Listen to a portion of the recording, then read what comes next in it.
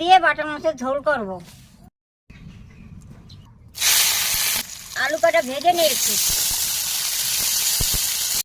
লবণ দিয়ে দেই, হলুদ দিয়ে দেই, হয়ে গেছে, জল দিয়ে দেই,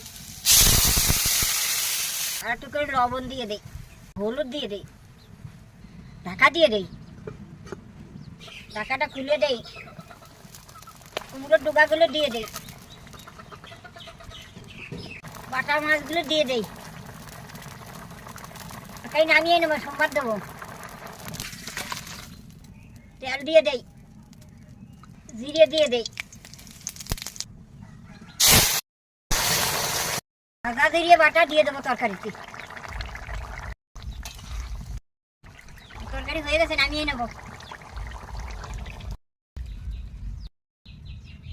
বাটা মাছের ঝোল হয়ে গেছে। ভালো লাগলে লাইক কমেন্ট করে দেবা।